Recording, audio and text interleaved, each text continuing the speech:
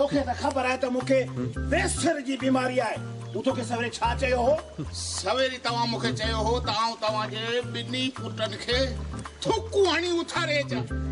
ओहो यादि आयो वाह जो यादि आयो पोइ तो उन्हनि खे उथारियो न सरकार आउं ठलियूं थुकूं हणी हलियो आयुसि। छो तव्हांजा ॿई पुट ॾाढा ॾुखिया।